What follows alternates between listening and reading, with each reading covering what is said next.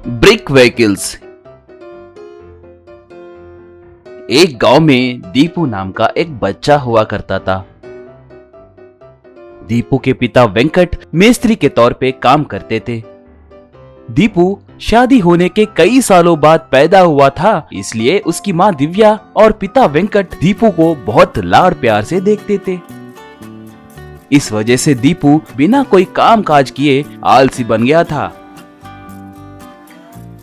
एक दिन दिव्या दीपू से, देखो दीपू, तुम अब बड़े हो रहे हो, धीरे धीरे तुम अपना काम खुद करना सीखो बेटा।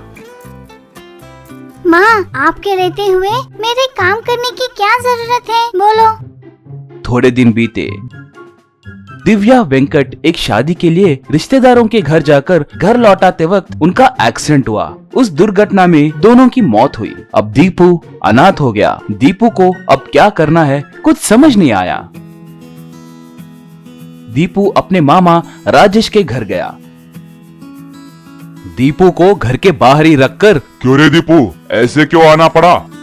ये क्या मामा, आप ऐसे बात कर रहे हो? आपके अलावा अब इस दुनिया में मेरा और कौन बचा है? थोड़े दिन आपके घर में रहने के लिए आया हूँ। रे धीरे बात करो रे, अगर तेरी मामी ने ये बात सुन ली तो तेरे साथ साथ मुझे भी घर से निकाल देगी। ये लो, ये 500 रुपए लेकर जल्दी यहाँ से चले जाओ। दीपू उदास होकर वहाँ से चला गया। दीपू अपने पहचानत के सभी घरों को गया। सब 100 या 200 रुपए दीपू के हाथ में थमाकर उसे भिजाने लगे। दीपू थोड़े दिन अपने पास मौजूद पैसों से बाहर से खाना लाकर खाया। थोड़े दिनों के बाद दीपू के पैसे खत्म हो गए। दीपू को अब क्या करना है समझ नहीं आया। अपने पड़ोस में रहने वाली सरला के घर गया।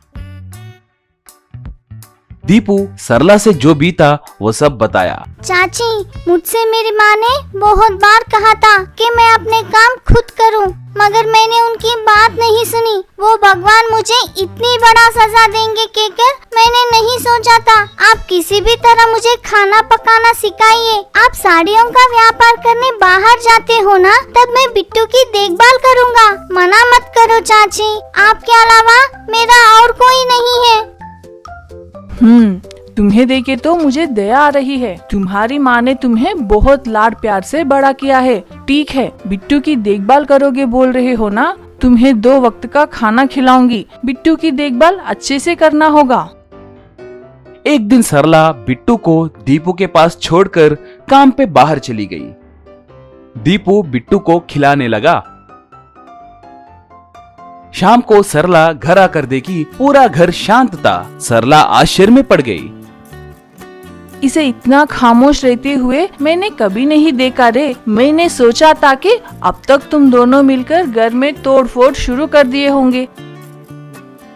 वो बिट्टू अपने खिलौनों को तोड़कर नए खिलौने चाहिए कहकर रोने लगा था। चाची, मुझे क्या करना है समझ नहीं आया। जट से मेरे घर जाकर घर के पीछे मौजूद ईंटों से ये देखो, ये कार का खिलौना बनाया। इसे तोड़ने के लिए इसने बहुत कोशिश की, मगर इससे नहीं हो पाया। तब से इसे बिना रोए खेलने लगा। चाची, क्या तुमने ईंटों से कार बनाया? ये कितना अच्छा है। तुमने खिलौने बनाना कब सीखा रे?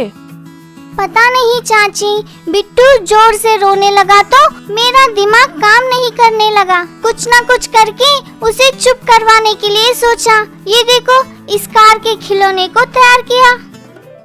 देखा ना दीपू, वो भगवान हर इंसान को कोई न कोई हुनर जरूर देते हैं। हम कोशिश किए तो वो क्या है हम पता कर सकते हैं। तुझमें छिपा हुनर आज ऐसे बाहर आई। तुम ईंटों से क्या क्या बना सकते हो, बनाओ। दीपू अगले दिन से ईंटों से car, jeep, truck, bike, cycle ऐसे तरह तरह के खिलौने तैयार करना शुरू किया।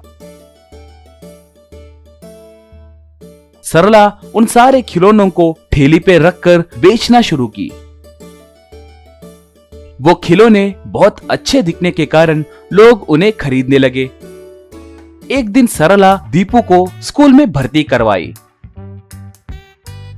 सरला। मैं इतने दिन तुम्हें सिर्फ खाना ही दे पाई रे। तुम्हारे बनाए ब्रिक व्हीकल्स को बेचने के बाद मिले पैसों से ही तुम्हें स्कूल में भर्ती करवा रही हूँ। तुम अच्छे से पढ़कर बड़े आदमी बनोगे तो तुम्हारी माँ बहुत खुश होगी।